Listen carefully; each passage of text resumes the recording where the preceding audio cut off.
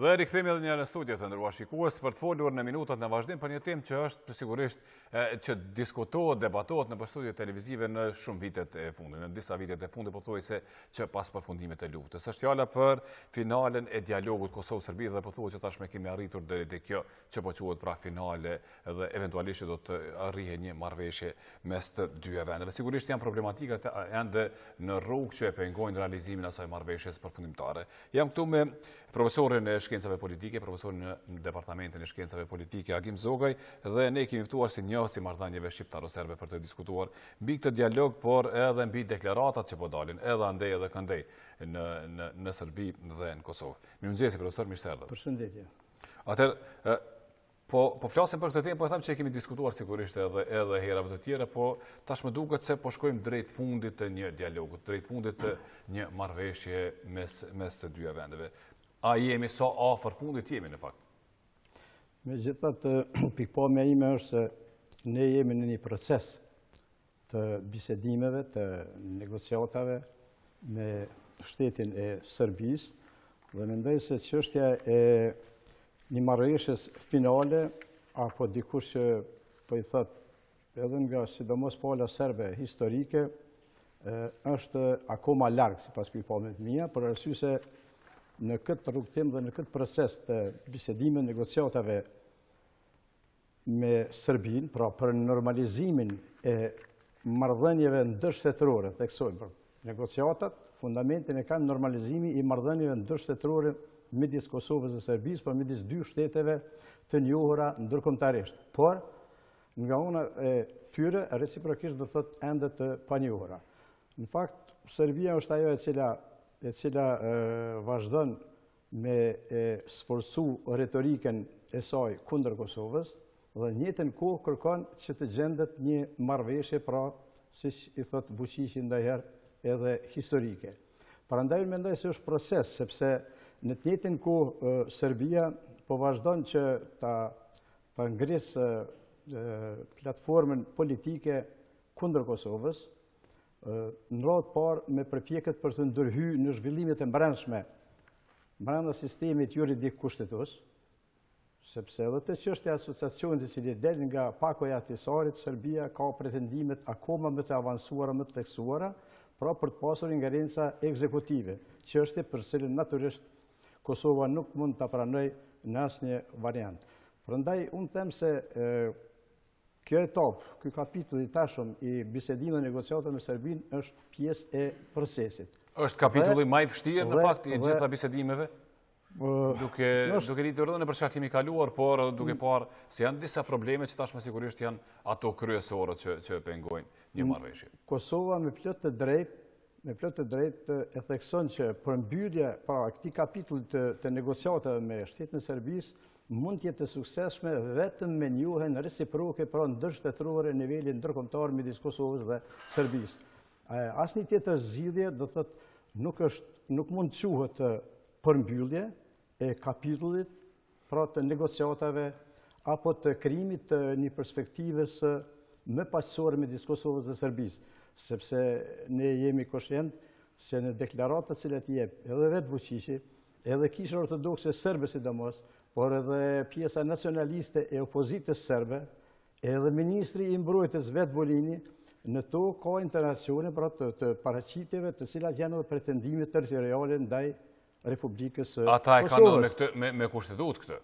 Po natyrisht, prandaj derisa e kanë me kushtetutë, derisa e kanë me kushtetutë, pra në preambullën e tyre, dhe derisa zyrtarët më të lartë, Kishë Ortodokse serbe, deklarojnë se me dhunë dhe me luftë kemi humbur Kosovën, me luftë dhe me dhunë kemi të drejtë ta kthejmë Kosovën, atëherë është e qartë që pozicioni këtu nuk ka shumë hapësirë për pozicion paqësor apo për pozicion të gjetjes së një zgjidhjes të përhershme, s'po them tash afatgjate, por të përhershme do thotë midis Kosovës dhe Serbisë. Atëherë, nëse flasim duhet të ketë kushte edhe nga pala kosovare para se të shkojmë atje, apo jo? Para se të shkojmë te një marrëveshje eventuale përfundimtare. Kosova ka parashtruar kushtet edhe para Beogradit zyrtar, edhe para Bashkisë Ndërkombëtare, e cila është partner i kushtimisht i mbikëqyrës së këtyre bisedimeve, pra Brukseli zyrtar. Dhe ajo është, do thotë, marrëveshja duhet përmbyllet me njohjen e përbashkët reciproke ndërshtetrore midis Kosovës së Serbisë, përkatësisht shteti i Serbisë dhe shteti i Kosovës. Pa njohur shteti i Serbisë, shtetin e Kosovës, nuk ka përmbyllje të bisedimeve, ka vetëm proces. Në fakt, profesor, ka deklarata të ndryshme, edhe po them edhe andej edhe këndej, edhe brenda partive politike shqiptare. Po janë sigurisht ato pengesat që një mënyrë nëse kemi parasysh duket shumë e largët marrëveshje. Nëse kemi parasysh fazën e për cilën ka kaluar, politikanët thonë se jemi afër një marrëveshje, por duke pas parasysh ato pengesa, sërish po e them, marrëveshja duket e largët, sepse i kemi parasysh qëndrimet e palëve. Unë e mbroj qëndrimi se marrëveshja është e largët, sepse qëndrimi i Serbisë është qëndrim nacionalist. Qëndrimi i Serbisë në raport me Kosovën, në raport me përmbajtjen dhe me kërkesën e saj, se çfarë dokumenti do të ishte ai që do të nënshkruhej për një marrëveshje midis shtetit Kosovës dhe Serbisë, në fakt do thotë përmban qëndrimin jo paqësor, përmban qëndrimin në cilin kushtimisht thënë pra fshihet edhe pretendimi territorial i Serbisë ndaj Kosovës. Cili është pretendimi aktualisht i Serbisë? Vetëm njohja e Republikës Kosovës nga ana e shtetit Serbisë argumenton se Serbia përfundimisht nuk ka iluzione, nuk ka ambicie, nuk ka pretendime territoriale ndaj shtetit Kosovës, ndaj territorit Kosovës. Jo, natyrisht nuk e besoj. Sepse Vučići vjen për partisë radikale. Dhe unë habitëm do të se si edhe kancelarit evropiane dhe ato botërore Vučićin e paraqesin si një personalitet shumë demokrat dhe personalitet i cili kushtimisht sipas tyre do thotë po i jep një fazë të re, një etapë të re, një përbajtje të re dhe zhvillimeve në rajon. Serbia tradicionalisht e ka pas një formulim, sipas cilit betejat e fituara i kemi humbur në paqë. Kjo është një teori të cilin e ka promovu krye ideologu shpirtëror i nacionalizmit serb modern Dobrica Ćosić. Tani, pas luftrave në Jugosllavi, Serbia, në veçanti në ndërhesjen e Vučićit, e ka ndryshuar strategjinë në mënyrë fundamentale dhe nga betejat e humbura, po në betejën humbur edhe në luftën e Kosovës, me shtrisjen e Kosovës dhe popullin e Kosovës, ajo synon që të nxjerrë përfitim përkatësisht të shënoj fitore me paqe dhe përmes paqes dhe përmes negociatave dhe bisedimeve diplomacisë forte. Të arrit ta kompenzojë. Natyrisht, po, ta kompenzoj. Natyrisht në këtë pikë, në këtë strategji, Serbia ka bërë progres. Ka bërë progres sepse fuqishëm ka zhvilluar një diplomasi shumë efektive dhe shumë aktive. Në radhë parë, kundër Kosovës, në çdo aspekt, në çdo fushë, unë e them edhe me pretendime territoriale. Vučići dje e tha në një intervistë se buxheti i ushtrisë tashme të Serbisë 2019 do të jetë 1 miliard dhe ne tekstualisht po e perifrazoj, ushtria jonë do të jetë në një ndër ushtrit më të forta të shteteve në rajon me popullat sa ka Serbia. Cila është arsyeja që Serbia kaq fuqishëm domethënë në aspektin ushtarak forcohet, fuqizohet? Cila është? Për ta mbërrit paqen?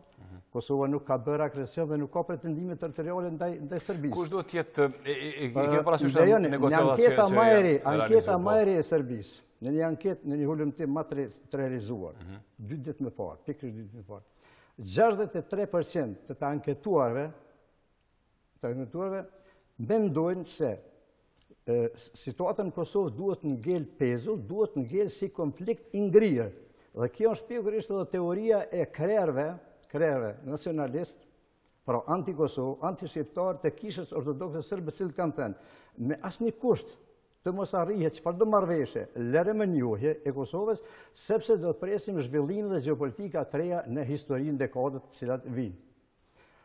35% prej të anketuarve në të njëjtën anketë për respondentëve vlerësojnë se me dhunë përkatësisht me forcë ushtarake duhet Serbia të kthehet në Kosovë.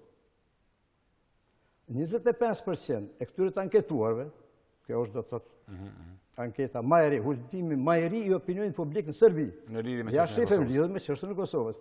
23% vlerësojnë se, po e perifrazoj, në rast se forcat e sigurisë, kështu i quajnë domethënë FSK-n tonë, në rast se forcat e sigurisë Kosovës ndërhyjnë për ta vu kontrollin në veri të Kosovës, atëherë ne duhet me ushtri të hyjmë në Kosovë. Për çfarë flet ky opinion publik serb? Për çfarë flet? Ky flet sepse është indoktrinuar, sepse vazhdon të jetë indikuar nga politikat serbo-mollave, politikat nacionaliste të Serbisë. Ju më herët pyet se cilat janë objektivat dhe si. Dhe pse tani do të thotë Serbia luftat e humbura me teorinë e tyre, luftat e fituara i ka humbur në paqë dhe tash luftat e humbura pretendon që t'i rikthej në fitore përmes paqes, përmes diplomacisë efektive, sepse ta kemi parasysh se gjithnjë me fuqishëm, do thotë në këto vitet e fundit dhe në dekadën e fundit Serbia e ka si aleat fuqishëm e ka Rusinë. Dhe ne kemi bëjmë, do thotë, me një aleancë shumë të fuqishme serbo-ruse. Profesor, po faktorin ndërkombëtar, ai ka parasysh edhe këto anketa, edhe këto opinion të qytetarëve, edhe deklaratat, edhe qëndrimet madje të zyrtarëve.